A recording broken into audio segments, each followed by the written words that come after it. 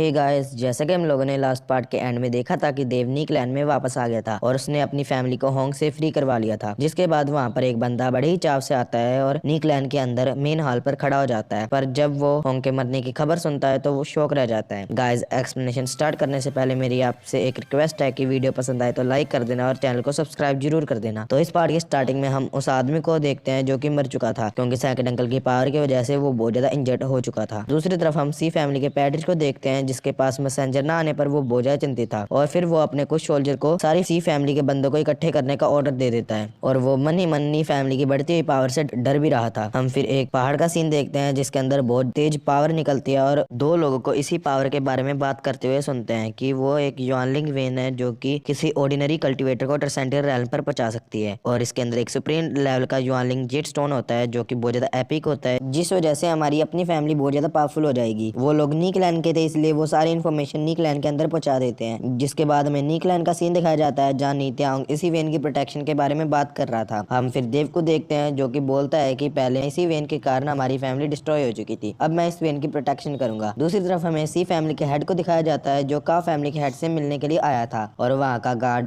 उसे अंदर जाने की परमिशन नहीं देता। जिसके बाद वो सी फैमिली का हेड यंग मास्टर काओ के बारे में गार्ड को बताता है, जिसे सुनकर वो अंदर इन्फॉर्म करने के लिए चला जाता है और वो सी फैमिली के हेड को वेट करने का बोलता है। वेट करते हुए सी फैमिली के हेड को रात हो जाती है और फिर वो गार्ड भाग कर आता है और सी फैमिली के हेड को बहुत आदर सम्मान से अंदर ले जाता है। फिर हम अंदर का सीन देखते हैं जहाँ सी फैमिली का हेड का फैमिली के हेड को ग्रीट करता है और उसे मास्टर काओ की सारी जानकारी बता रहा होता है, जिसे सुनकर का फैमिली का हेड बहुत ज्यादा गुस्सा हो जाता है। पर वो कुछ नहीं कर सकता था क्योंकि उसके सारे ग्रेट वॉरियर किसी मिशन के लिए बाहर गए थे। तभी सी फैमिली का हेड का फैमिली का हेड को ट्रांसेंडेंटल वॉरियर को बुलाने का बोलता है, पर सी फैमिली का हेड साफ इनकार कर देता है और बोलता है कि वो ग्रेट वॉरियर जिस वजह से वो ये ऑर्डिनरी काम नहीं करते। तभी सी फैमिली का हेड उन्हें यानलिंग वेन के बारे में बताता है, जिसे सुनकर का फैमिली का हेड शॉक हो जाता है और फिर वो ट्रांसेंडेंटल वॉरियर को यहाँ लाने के लिए तैयार हो जाता है। दूसरी तरफ हम माइन का सीन देखते हैं जहाँ यानलिंग स्टोन ढूंढने के लिए वर्कर लगे थे, पर वहाँ के स्टोन बहुत ज्यादा हार्ड थे जिस वजह से उन्हें यानलिंग स्टोन ढूंढने में बहुत ज्यादा दिक्कत आ रही थी। दूसरी तरफ नी त्याओंग को पूरे दिन में जितने भी स्टोन मिले थे वो देव को दे देता है और कहता है कि देव तुम इन स्टोन से कल्टीवेट करो जिससे तुम्हारी स्पीड बूस्ट अप हो जाएगी। और फिर हम देव को कल्टीवेट करते हुए देखते हैं और उन स्टोन की मदद से उसकी कल्टीवेशन स्पीड बहुत ज्यादा इंप्रूव हो चुकी थी। और फिर हमें कुछ दिनों बाद का सीन दिखाया जाता है जहाँ देव उन स्टोन की हेल्प से कल्टीवेट कर लेटर बॉडीलेस स्टेज पर पहुंच जाता है। और फिर हमें काओ फैमिली का सीन दिखाया जाता है जहाँ 20 बॉडीलेस स्टेज के लोग इकट्ठे हुए थे। तभी वहाँ पर पैट्रिक जाता है और वो ट्रांसेंडेंटल वॉरियर के बारे में पूछता है, पर वहाँ पर कोई भी ट्रांसेंडेंटल वॉरियर नहीं आया था। तभी वहाँ के वॉरियर कहते हैं कि नी फैमिली को खत्म करने के लिए हम ही काफी हैं। दूसरी तरफ हम देव को देखते हैं जो कि अपने कल्टीवेशन रूम से बाहर आ चुका था और वो बाहर आते ही सोचने लग जाता है कि इन दोनों ही सी फैमिली और का फैमिली ने हम पर अटैक कर हमें डिस्ट्रॉय करने की कोशिश की थी। फिर वो नी क्लैन को घूमने लग जाता है और वहाँ के सारे लोगों को एनालाइज करने लग जाता है और बोलता है कि यहाँ सबसे ज्यादा लोग चक्रा ओपनिंग पीक पर है। और वो फिर अपने फादर के पास पहुंच जाता है और उसके फादर वहाँ उसका कई टाइम से वेट कर रहे थे। और फिर हमें नी रेजिडेंस के हॉल का सीन दिखाया जाता है जहाँ सभी एल्डर मिलकर एक मीटिंग कर रहे थे। तभी वहाँ पर एक आदमी भाग कर आता है और उन्हें बताता है कि सी फैमिली के बहुत सारे बॉडी रेल्म के लोग और का फैमिली मिलकर हमारे ऊपर अटैक करने वाली है। तभी देव पूछता है कि वो कितनी की दूरी पर है और वो आदमी बताता है कि वो लगातार चलते जा रहे हैं, इसलिए वो आधे एक घंटे में हमारे पास पहुंच जाएंगे। और हमारा फिर सीन कट होकर उनके शिप पर शिफ्ट होता है जो कि अब क्यूबे कॉन्टिनेंट पहुंच चुकी थी और वहाँ पर उस शिप में बहुत सारे लोग थे जो कि बॉडीलेस स्टेज पर थे।